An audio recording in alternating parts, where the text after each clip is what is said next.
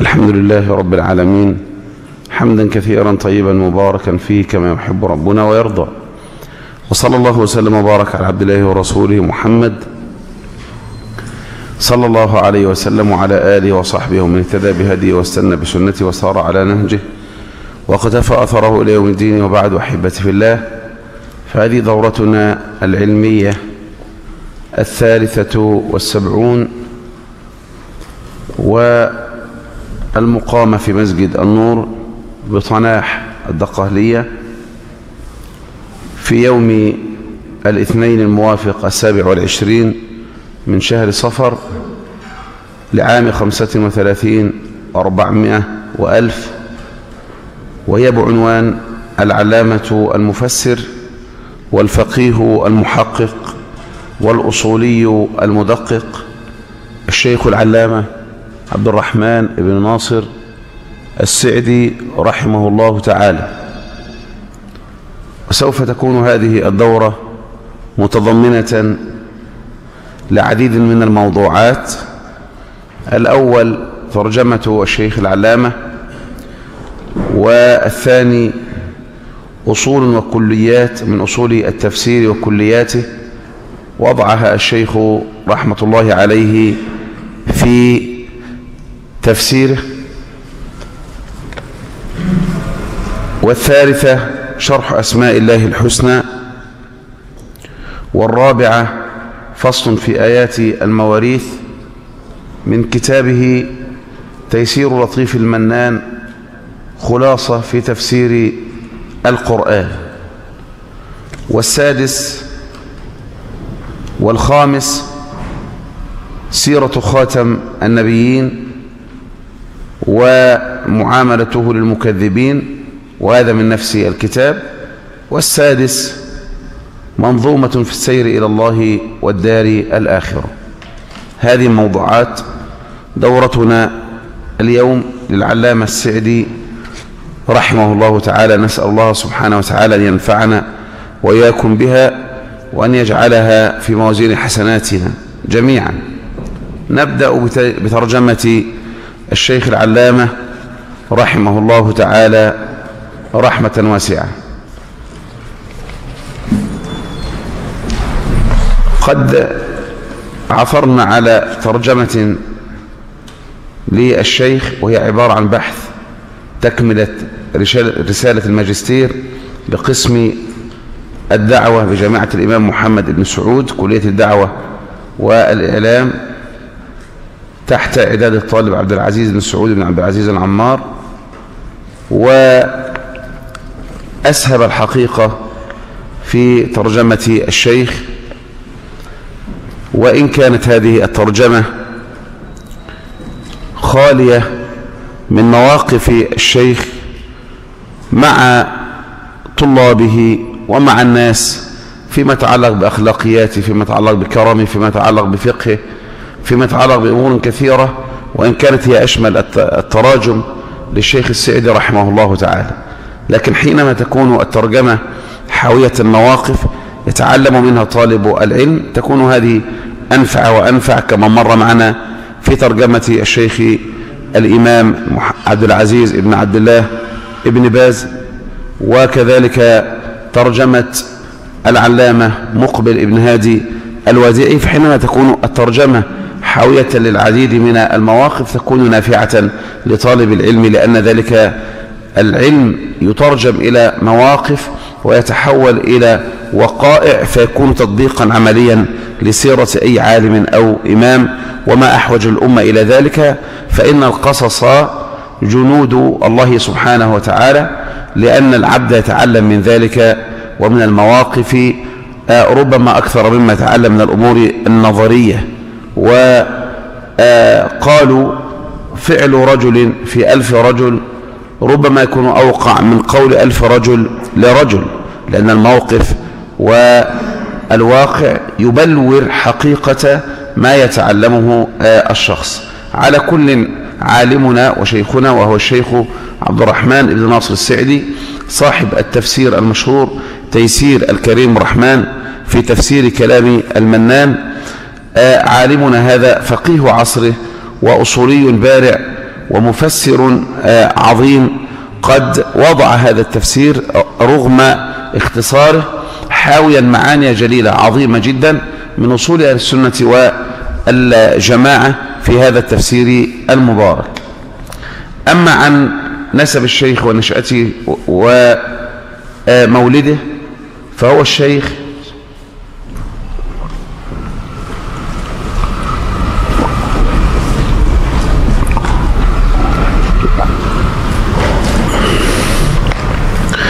الشيخ أبو عبد الله عبد الرحمن ابن الشيخ ناصر ابن عبد الله ابن ناصر ابن حمد آل سعدي الحنبلي النجدي من بني تميم،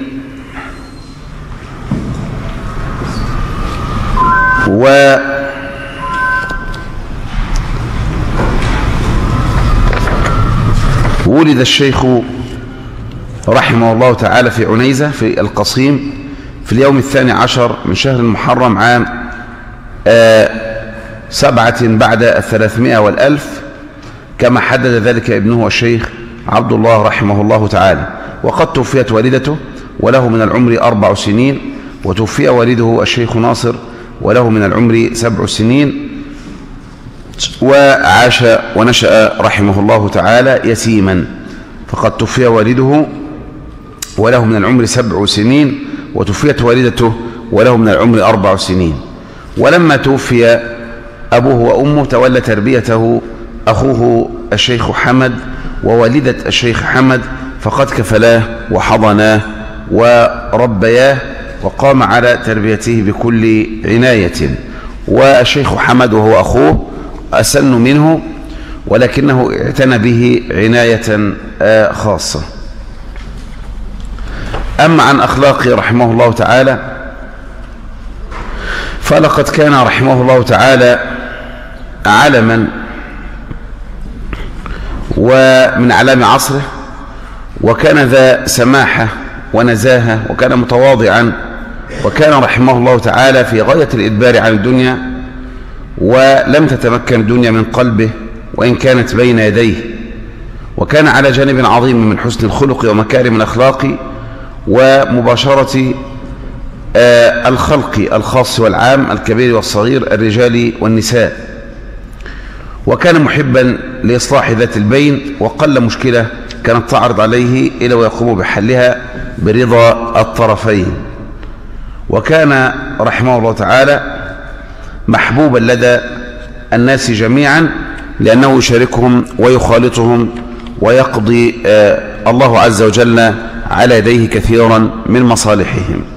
أما عن صفاته الخلقية فكان متوسط القامة إلى الربعة أقرب، ممتلئ الجسم، أبيض اللون، مشربا بالحمرة، مدور الوجه، كثيف اللحية البيضاء، وقد ابيضت مع رأسه وهو صغير. وكان شعره في شبيبته في غاية السواد، وفي شيخوخته في غاية البياض، يتلألأ كأنه فضة. أما أعماله التي قام بها فقد قام بتأسيس المكتبة الوطنية بعنيزة، وسعى الشيخ رحمه الله تعالى في تأسيس هذه المكتبة بعنيزة، وأسست في عام 1359 أو عام 1360. وقد قام ببناء المسجد وتوسعته رحمه الله تعالى رحمة واسعة. الشيخ له مشايخ عديدة وله تلامذة كذلك،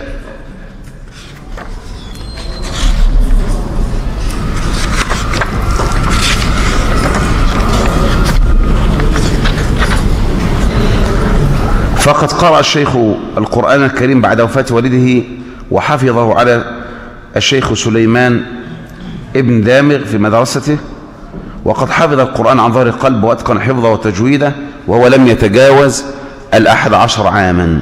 ثم بعد ذلك اشتغل بالعلم على علماء بلده عنيزة وعلى من قدم إلى بلده من علماء الإسلام، وانقطع عن العلم وجعل أوقاته مشغولة في تحصيل العلم حفظا وفهما ودراسة ومراجعة واستذكارا، واجتهد في طلب العلم وجد فيه وسهر الليالي وواصل الليالي بالأيام، ومضى في طريقه قدما لا يلوي على شيء غير العلم ولا يريد شيئا غير تحصيل العلم، وهكذا حتى نال الحظ الأوفر من كل علم من العلوم، وأدرك في صباه ما لا يدركه غيره في زمن طويل، ومضى في طريقه قدما حتى أصبح من أئمة العلم والدين. وقد كانت عنيزة، مدينة عنيزة في منطقة القصيم، وقد كانت عنيزة في عصره مملوءة من العلماء، وقد اجتمع فيها جهابذة العلماء البارزين في فنون العلم، وقد تردد عليهم الشيخ ابن سعدي وواظب على دروسهم، فنهل من علمهم الصافي الفياض، وتأثر بأخلاقهم الفاضلة وسلوكهم في الحياة، وانصقلت مواهبه وتميزت شخصيته الجامعة بين الفقه والأصول والتفسير واللغة والأخلاق الحميدة. وكان لهؤلاء العلماء أكبر الأثر في صقل مواهب الشيخ ابن سعدي وتوجيهه وسلوكه. وكان الشيخ راتعا في رياض الكتب النافعة ومجالسة العلماء والدراسة عندهم، ينفق أوقاته في الدراسة والمطالعة. وقد تصدر الشيخ للتدريس منذ العومة أظفاره، يعني من صغره، فقد تصدر للتدريس بعد مجاوزته للعشرين بقليل تقريبا، وعمره 23 سنة تصدر الشيخ، وما ذلك إلا لنجابته عند مشايخه، فقد أذن له بالتصدر في التدريس. وطبعا حينما نقول تصدر وعنده 23 سنة فهذا لأهليته، فإنه إن بلغ من هذا العمر المبلغ القليل إلا أنه انظر منذ متى طلب العلم وعلى يد من طلب العلم، فليست المسألة مسألة أعمار وفقط. قد يبلغ الواحد 60 من عمره على مسمى أنه طالب علم، ومع ذلك سنته كيوم واحد من غيره، فالمسألة ليست كذلك، إنما يشرف أو يعظم العلم مع طول العمر إذا كان الإنسان مواصلا. فليس من بدأ العلم من الصغر حتى وصل إلى 70 وإلى 80 وهو متواصل مع الطلب كمن بلغ 20 أو 30 وهو كذلك متواصل مع الطلب. أما حينما يبلغ الإنسان 80 من عمره أو 70 من عمره وهو لم يدرس ولم يتعلم إلا القليل، فما فائدة عمره؟ فقد يكون لدى الإنسان 20 سنة، ولكن منذ متى بدأ الطلب؟ بدأ الطلب من 7 من 8 وهو مجتهد، وبدأ به بدءا صحيحا على يد أهل العلم وعلى المشايخ، فلم يكن له العثرات المنهجية ولم يكن له التجاوزات والانحرافات، بل هو يمضي قدما في طريق سليم صحيح سديد. حينئذ تكون السنة عنده بما يعدل العشرات ربما لغيره. إذا المسألة هنا مسألة نسبية، فالمتفق عليه أنه إذا طال العمر مع حسن الطلب أن هذا هو المرجو، وأن من بلغ من العمر 80 سنة مع حسن الطلب والقوة فيه والهمة العالية فهذا لا يدركه أحد، هذا لا يدركه أحد. فليس من قرأ 20 سنة كمن قرأ السنة، وليس من قرأ أكثر من ذلك كمن قرأ أقل من ذلك. لكن حينما يكون الإنسان صاحب عمر ومع ذلك صاحب كسل فما الفائدة في ذلك؟ ولهذا قد يتصدر الصغير كما تصدر الإمام مالك رحمه الله تعالى وهو حديث السن، وتصدر الشافعي كذلك وهو حديث السن، كثير منهم تصدروا حديث السن. أما القول في التصدر وأنت صغير فهذا إذا تصدرت وأنت غير مؤهل. ولهذا لما يقول قائل الإمام مالك تصدر وهو صغير نقول كن كالإمام مالك، ليس أنك تبلغ شأوه فإن ذلك أمر قد يصعب، ولكن على الأقل على طريقته، وقد حصلت من العلوم ما أهلك للتصدر. أما أن تتصدر بدون أهلية فتلك مصيبة كبرى، وحينئذ هذه مصيبة ولو بلغت من العمر 50 أو 60 سنة.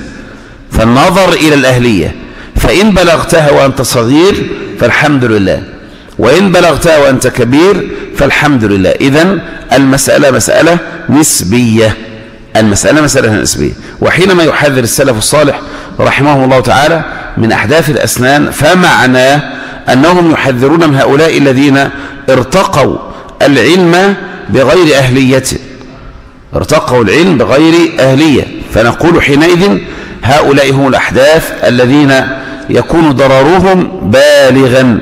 أما من تربى على يد المشايخ، تربى على يد العلم، أهل العلم، واحد عنده 20 سنة لكن بقاله الآن أكثر من 10 سنين مع شيخ، يلزم الشيخ وهو عنده 7 سنين، يعني له 13 سنة وهو يلزم الشيخ لزوما صحيحا، يعطيه الشيخ المتون يحفظ، يحضر دروس الشيخ، يوجهه الشيخ ويربيه الشيخ. هذا ما يقال صاحب سن حديث بلا أهلية، وإنما تربى هنا التربية الصحيحة. خلافه بقى قد شابت لحيته ومع ذلك لم يحصل شيئا من ذلك، فهذا لا يجوز له أن يتصدر. والصغير يمكن أن يتصدر إذا أذن له شيخه بذلك. إذن المسألة هي مسألة أهلية، فمتى حصلها الإنسان وأدركها الإنسان صار مؤهلا للتدريس، فلا يدخل حديث السن ضمن تحذير السلف الصالح رحمهم الله تعالى من التلقي على الأصاغر، أي أحداث الأسنان على وجه عندهم، أو يراد بالأصاغر أهل البدع والأهواء فهم أصاغر وإن كبرت أسنانهم، والمعنى صحيح في الاثنين، فأهل الأهواء أصاغر ولو شابت لحاهم ولا كرامة لهم، وحدثاء الأسنان أيضا لا يتصدرون إذا لم يكونوا على أهلية. أما من صار له أهلية وصار متمكنا وتصدر لأهليته فذاك أمر عند السلف موجود كما حصل لكثير منهم. فمن توفيق الله عز وجل كما قال بعض السلف، من توفيق الله للشاب أن يوفق لصاحب السنة منذ صغره.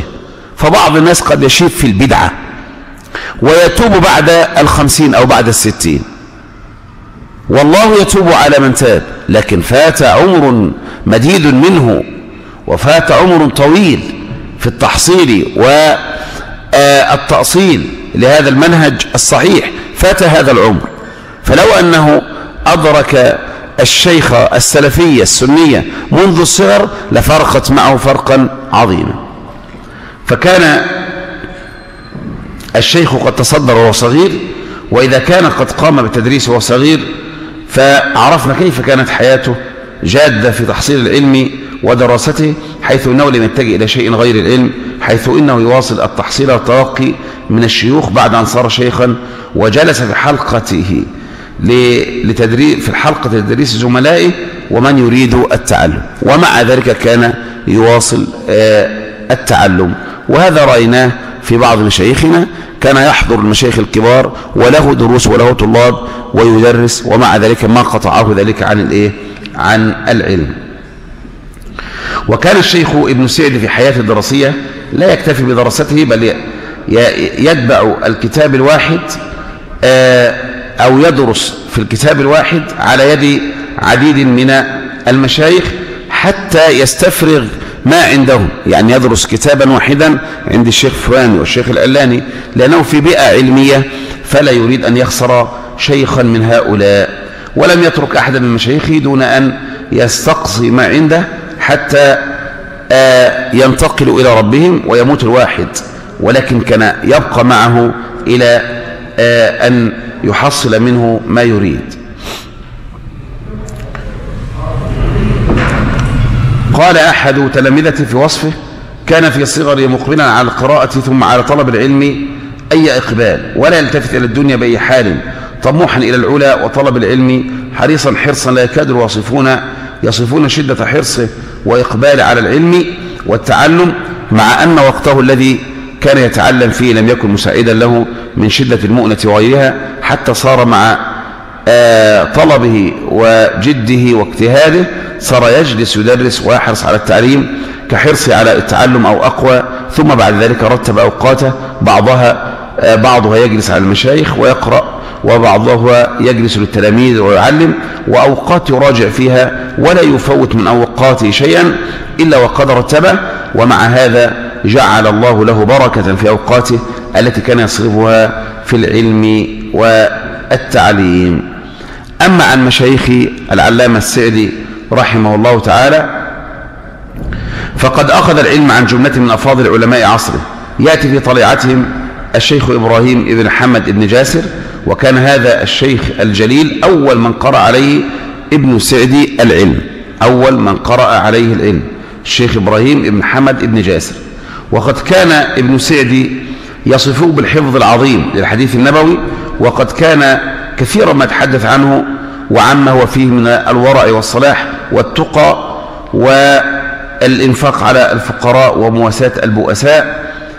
وأيضا ممن تلقى عنهم العلم الشيخ صالح بن عثمان القاضي، هذا قاضي عنيزة في وقته، درس عليه التوحيد والفقه أصولا وفروعا وعلوم العربية من نحو وصرف ومعان وبيان وبديع، وكان أكثر من قرأ عليه من مشايخ الشيخ السعدي رحمه الله تعالى.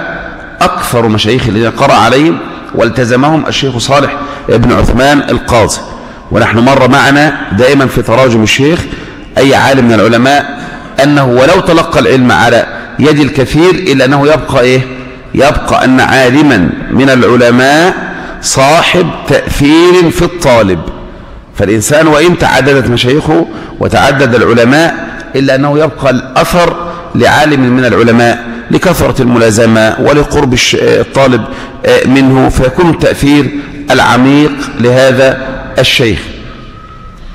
فالشيخ صالح بن عثمان القاضي كان أكثر من قرأ عليه العلامة السعدي ولازمه ملازمة حتى توفاه الله سبحانه وتعالى وهو ملازم وقرأ عليه في فروع العلم كله. ومن مشايخ محمد بن عبد الكريم بن شبل درس عليه الفقه وفي علوم العربية وغيرها واستفاد منه كثيرا. وكذلك الشيخ صعب التوجري وعلي والشيخ علي السناني والشيخ علي ناصر قرأ عليه الحديث وأخذ عنه الصحاح وأجازه بها وبغيرها. ومنهم الشيخ محمد بن عبد العزيز المانع. وهؤلاء من أعلام العلم في زمنهم تلقى عنهم ابن سعدي ما تخصصوا فيه من علوم وما حذقوه من فنون، حتى إنه في الكتاب الواحد يتتبع فيه بعضا من مشايخه ليستفرغ ما عندهم. ومع هذا التلقي على يد مشايخ عصره، مع هذا كان أكثر تأثر الشيخ السعدي رحمه الله تعالى بمدرسة شيخ الإسلام ابن تيمية وشيخ الإسلام ابن القيم رحمه الله تعالى.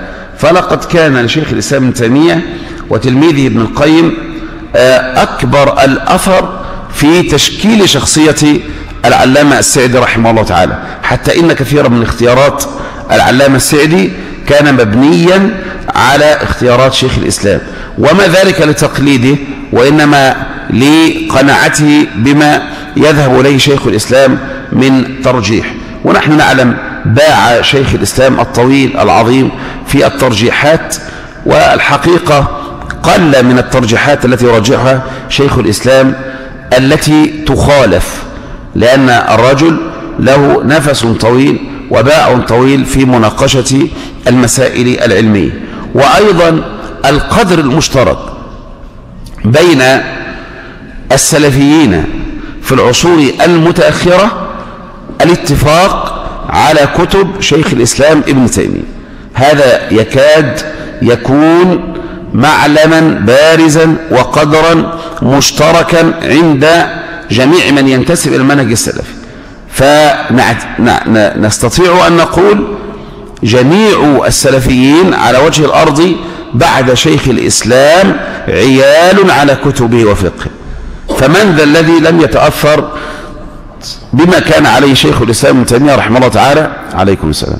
من ذا الذي لم يتأثر بهذا بما كان عليه شيخ الإسلام ابن تيمية وبما كان عليه ابن القيم رحمه الله تعالى؟ حتى ولو رجحت خلاف ترجيحاتهم في بعض المسائل، إلا أن تأثير هؤلاء ومناقشة هؤلاء لأهل البدع والأهواء وطول الباع في تقرير المنهج السلفي جعل هؤلاء الحقيقة متقدمين في التأصيل العلمي لدى كل طالب، خصوصا شيخ الإسلام ابن تيمية الذي أطال النفس في الردود على أهل البدع والأهواء، الردود على الروافض، الردود على المعتزلة، الردود على الأشاعرة، الردود على الصوفية.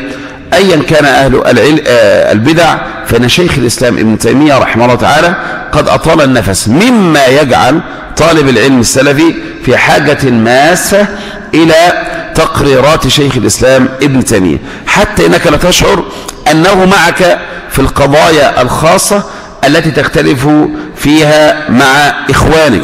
فلئن تكلمت عن الحزبية قفز لك شيخ الإسلام ليبين لك أصول هذه الحزبية والتمحور حول الشيخ والتعصب لقوله وكيف أنه حزبية مقيتة.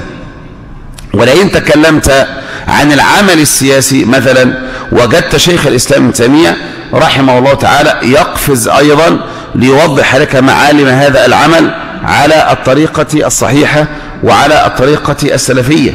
فشيخ الإسلام ابن تيمية رحمه الله تعالى أصبح الناس وأصبح طلبة العلم الذين ينتسبون إلى هذا المنهج المبارك أصبحوا عيالا على كتبه، فما أحد إلا واستفاد من كتب شيخ الإسلام ابن تيمية رحمه الله تعالى. وبسبب ما حصل للعلامة السعدي رحمه الله تعالى من التوسع في ميادين العلوم، وذلك بسبب اطلاعه على مؤلفات ابن تيمية وابن القيم، وصل إلى مرتبة لا يتقيد فيها في القول المشهور لدى متأخر الحنابلة، بل كان يرجح ما ينبغي ترجيحه بالدليل الشرعي. ولقد تأثر العلامة العثيمين رحمه الله تعالى بهذا في شيخه السعد أيضا، فسبق معنا أن العثيمين رحمه الله تعالى كان متأثرا أيضا بشيخ الإسلام ابن تيمية وتلميذه ابن القيم، وما ذلك إلا لما رآه في شيخه العلامة السعدي الذي هو ألزم المشايخ للعثيمين رحمه الله تعالى، فقد لزمه ملازمة طويلة تجاوزت 10 سنين. وهكذا سبحان الله يبقى العلم عزيزا ما أخذه الطالب عن الشيخ، ولكن إذا اعتمد الإنسان على الكتاب ونحى نفسه عن الشيخ كثرت سقطاته وكثرت زلاته وكثرت شذوذاته، كالطالب الذي يتعلم القراءة والكتابة والطب والهندسة وحده دون معلم، أن له أن يبرع في ذلك حتى ولو حصل بعض المعارف في هذا، إلا أنه سوف يكون كشجرة لا جذور لها يوشك أن تأتي الرياح فتهب فتقلعها من مكانها. أما الطالب الذي يتأسس على يد أهل العلم فهذا إنما يتأسس على قاعدة الطلب المعروفة لدى السلف جميعا رحمهم الله تعالى. فالشيخ العثيمين عن الشيخ العلامة السعدي، الشيخ السعدي عن الشيخ العلامة عثمان القاضي، وهكذا. هذه قاعدة العلم. فمن شيخك؟ ولهذا قديما قالوا اسكت لا شيخ لك، اسكت لا شيخ لك. فإذا كثرت زلات الواحد وصار يتكلم هنا وهناك دون ضوابط شرعية، وصار أيضا صاحب شذوذات وليس عنده طريقة من طرائق أهل العلم وليس على مسلكهم ومنهجهم وهديهم وسمتهم ودلهم، فيقال اسكت لا شيخ لك. هذه عبارة ما أكثر استعمال السلف لا في كل من ابتعد عن طرائق أهل العلم، فيقال اسكت لا شيخ لك. فمن شيخك؟ فاحرص بارك الله فيك أن يكون في ترجمتك هذا، ويكون في ترجمتك المشايخ الحقيقيون، ليس من لقيت فصفحت وسلمت عليه فقلت هذا شيخ وتلقيت العلم عن المشايخ فلان وفلان وفلان، وإنما التقيت بهم بعض المرات. هذا وإن صح شيخا من الجهة الاصطلاحية، إلا أننا نقصد من أثروا فيك، ونقصد من كان لهم العمق العظيم في تربية شخصيتك وتوجيهك، التوجيه الذي أثمر وأنتج شخصيتك حتى صارت شخصية علمية على طريق أهل العلم. نقصد بالشيخ من لازمت فرأيت طريقته وعرفت منهجه وسبرت حاله، عرفت منهجه في الفتوى، وعرفت منهجه في قراءة الكتاب، وعرفت منهجه في انتقاء الكتاب، وعرفت منهجه في الترجيح، وعرفت منهجه في موقفه من علماء الأمة، عرفت مسلكه العملي، عرفت عبرته، وعرفت تواضعه، وعرفت كرمه، وعرفت جوده، وعرفت معاملته للطلاب، عرفته في الشارع، عرفته جارا، عرفته بائعا تاجرا، عرفته في كل هذه الأحوال، حينئذ تتشكل شخصيتك. وإن صح أن أقول في من لقيته ولو مرة بأنه شيخي من الجهة الاصطلاحية، لكن يبقى الشيخ الذي أثر فيك، الشيخ الذي أنهيت عليه بعض الكتب، الشيخ الذي رأيته في كل حاله واستفدت منه وعدت محملا من درسه، لا بالعلم فقط بل بالعلم والعمل. هذا يا أخواني لابد أن يكون في حياة الطالب، لابد أن يكون في حياة الطالب. وقل طالب علم شريطة أن يطلب العلم على إخلاص وأن يطلب العلم بصدق. قل طالب علم يرتمي في أحضان العلماء ويجلس في حلقين ويكون صادقا في التلقي، ثم تحصل له الشذوذات أو الانحرافات أو يكون شاذا في أقواله. أنا لا أعلم أحدا من هؤلاء. أما من طلب على يد المشايخ ليقال طالب ولزمهم ليقال لازم، فإن هذا لا تحصل البركة فيه، وذاك ليس معنا. أما من ارتم في أحضان أهل العلم وأخذ كتابه وتواضع وجلس ليتعلم ويكتب ويدرس ويسجل الفوائد ويتعلم من شيخه دون أن يتكلم شيخه، إنما يتعلم من شيخه ويحول الموقف ليكون منهجا ويحول التصرف ليكون مسلكا، هذا إن شاء الله قل أن ينحرف في حياته، وقل أن يبتعد عن طريقة أهل العلم، وقل أن يحصل منه الشذوذات. وهؤلاء الذين يبارك الله عز وجل فيهم وينفع الله سبحانه وتعالى بهم. فكما قلت لك قد تكون الشجرة باسقة وقد تكون عالية وقد تكون متعددة الأغصان، ولكنها سرعان ما تأتي الريح فتقلعها من مكانها، تحسبها شيئا وليس بشيء، تحسبها جامدة ويتمر مر السحاب، لا قرار لها أبدا على الإطلاق. إنما قرار تلك الشجرة لمن غرس غرسا صحيحا وصبر عليها صبرا عظيما ولم ينظر إلى ذاته ولم ينظر إلى شخصه يوما كان عند شيخه، وإنما نظر إلى كتابه، نظر إلى علمه، نظر إلى التحصيل، استشكل على مشايخه وعلمائه، حينئذ يبارك الله سبحانه وتعالى به. فكم من طالب طلب ولم تحصل به بركة. وأرجو يا أخواني أن ننتبه لهذه المسائل جيدا، بارك الله فيك. إنما تجلس في حلقة الشيخ واحرص على الشيخ، احرص على أن تأخذ العلم على يد الشيخ السلفي النقي، العلم على يد الرجل الذي لا تخرج من عنده بشكوك ملأت صدرك وبين انحرافات عديدة. ولكن احرص على الشيخ السلفي، لأن حلقته سوف تكون حلقة الكتاب السلفي، وحينئذ تلك بركة عظيمة، تحفك الملائكة، تغشاك الرحمة، تنزل عليك السكينة، يذكرك الله عز وجل في من عنده. فبيئة تؤهل للتوفيق وبيئة تؤهل للسداد. ثم بعد ذلك انطلق لتكون طالب علم آخذا بالجادة، طالبا العلم على طريقة شيخك وطريقة العلماء الأكابر، فينفع الله سبحانه وتعالى بك نفعا عظيما. نعم. الأذان. طيب. وله اليد الطولى في التفسير، وكان دائما يقرأ للتلاميذ في القرآن ويفسره ارتجالا ويستنبط منها الفوائد.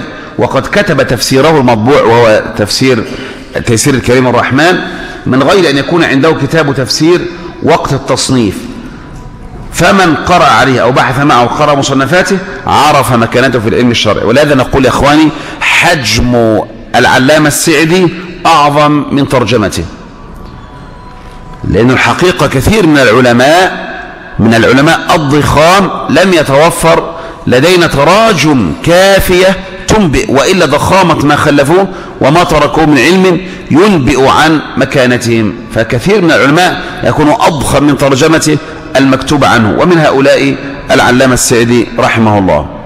شيخ العلامة السعدي رحمه الله تعالى فقد تلقى العلم عن أكابر عصره، أما عن تلامذته فهم كثر درسوا عليه في عنيزة، حيث إنه قد حضر درسه الكثير والكثير بعد وفاة شيخه صالح بن عثمان القاضي رحمه الله تعالى عام 1300 51، فأصبح عالم عنيزة، بل عالم القصيم يشار إليه بالبنان.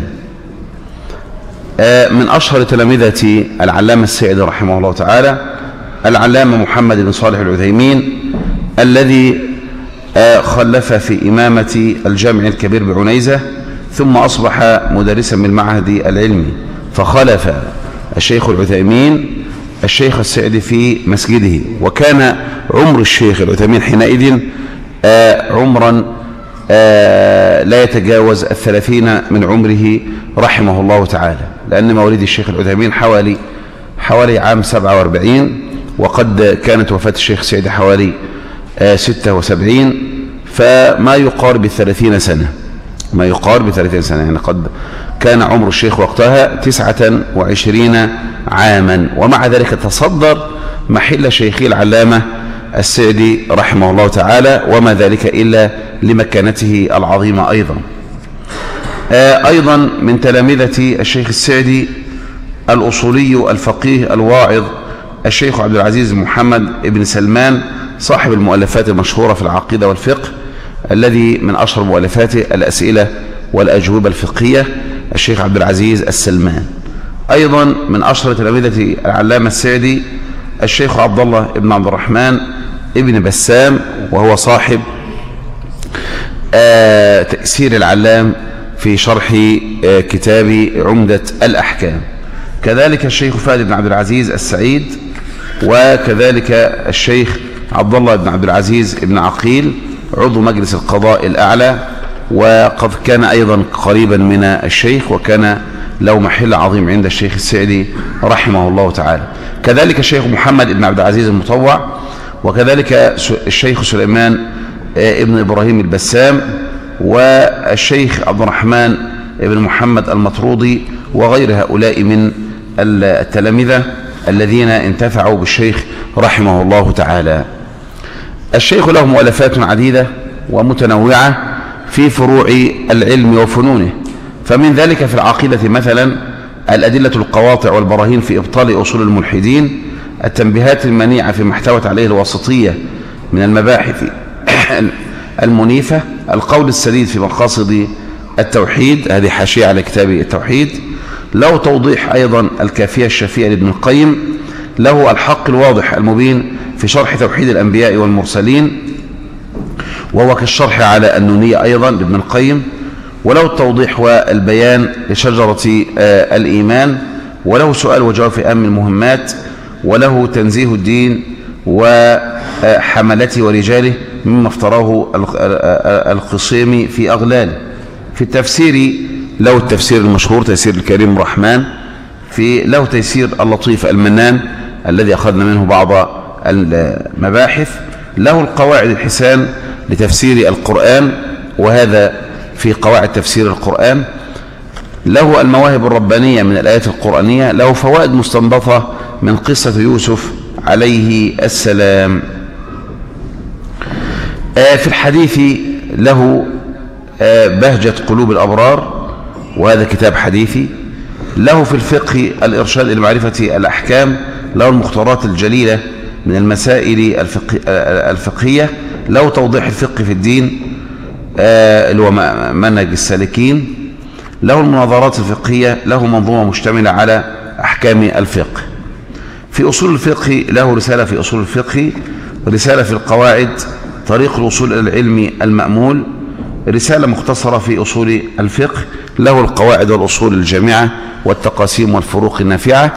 في الفتاوى له الفتاوى السعدية جمعت بعد وفاته.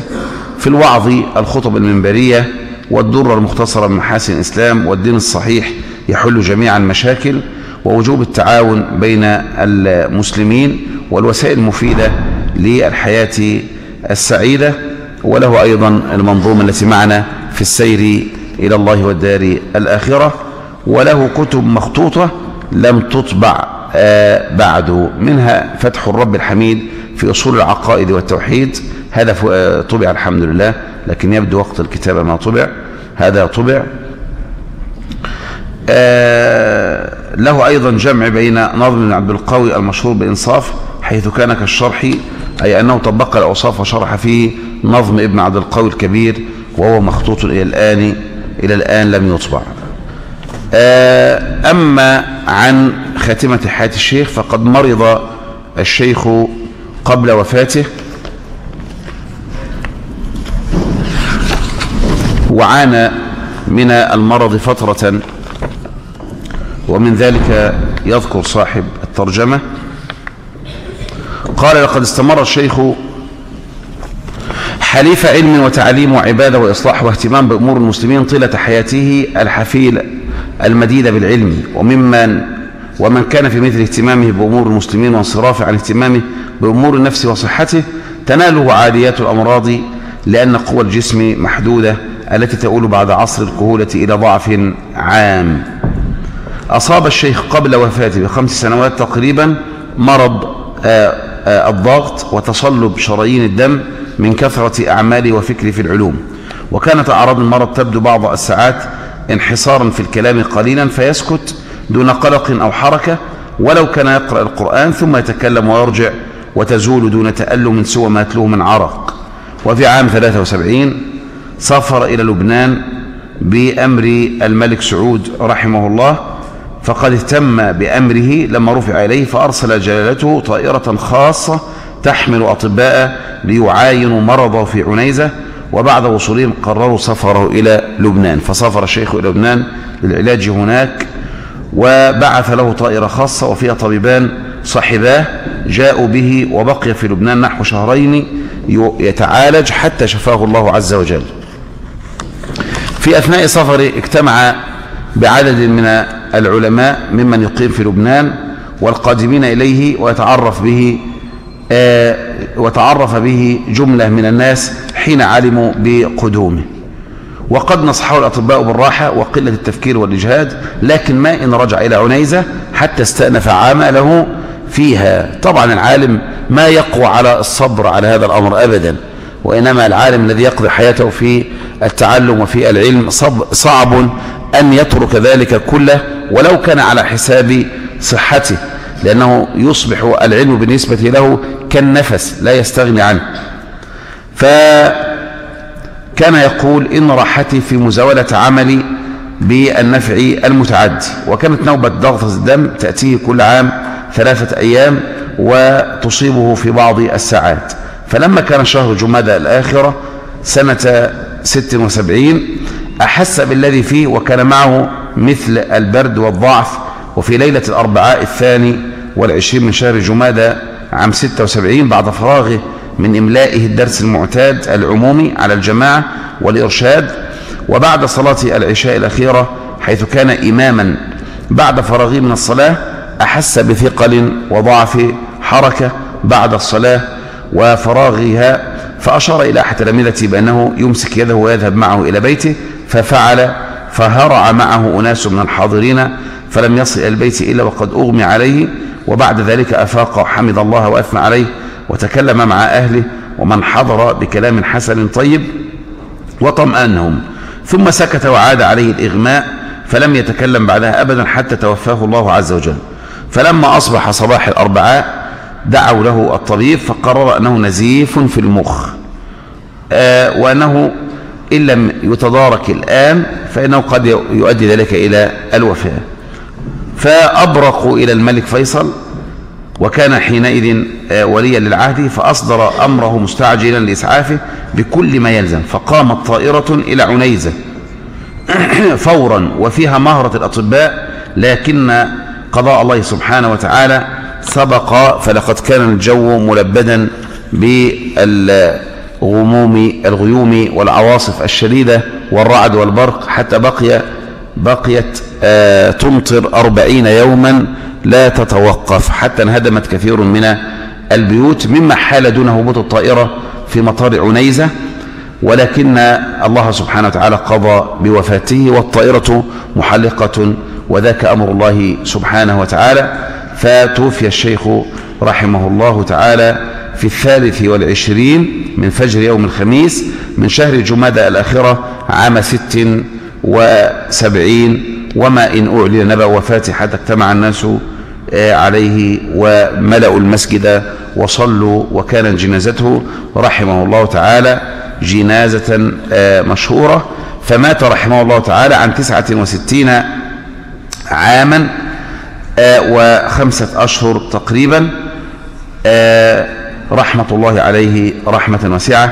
وخلف هذا العلم الذي هو أعظم ترجمة للشيخ رحمه الله تعالى. وأنا أقول يعني كما ذكرت لكم بأن ترجمة الشيخ رحمه الله تعالى أضيق من حجم الشيخ، ولهذا بعض أهل العلم قد يوفق إلى من يترجم له فتكون الترجمة حفيلة، كما مر معنا في ترجمة الشيخ مقبل ابن هادي الوديعي رحمه الله، فقد كانت ترجمة متميزة لكثرة من نقل من طلابه عنه مواقفه، وأيضا حينما يكون العالم باذلا نفسه للناس فتتعدد مواقفه لذلك. وكان الأمر يعني أو الأمر في مثل الأيام المتأخرة لم يكن كالأيام المتقدمة، كما مر معنا في ترجمة الشيخ ابن حميد عبد الله بن حميد، فهي أيضا رغم أنها ترجمة شبه يعني وافية، إلا أنه من اليقين أن مواقف كثيرة لم يستطع أحد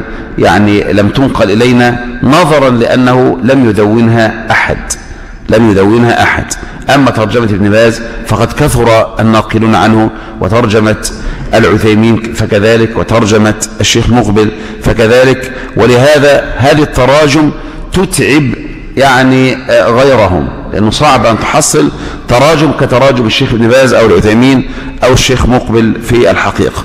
لكن حجم الشيخ العلامة السعدي حجم واضح جدا في مؤلفاته، فهو على طريقة الفقهاء القدامى وعلى طريقة الأصوليين كذلك الراسخين، فمن اطلع على كتاباته وجد رسوخ هذا الرجل في كل ما يكتب، في الفقه، في أصوله، في العقائد، في الكتب التي كان يدرسها، في طلابه، في عقليته، في تميزه، في حلقته. فقد كان رحمه الله تعالى صاحب تميز أثناء تدريسه، مما ذكر ذلك الشيخ العثيمين أن الشيخ السعدي كان صاحب طريقة عظيمة جدا في التدريس تقوم على المناقشة والمحاورة، ولهذا انتفع منها الشيخ العثيمين انتفاعا عظيما. فرحمة الله على العلامة السعدي الذي خلف تراثا كفيل بأن يترجم له به، فرجل من علماء العصر المبرزين رحمة الله عليه وعلى علماء المسلمين.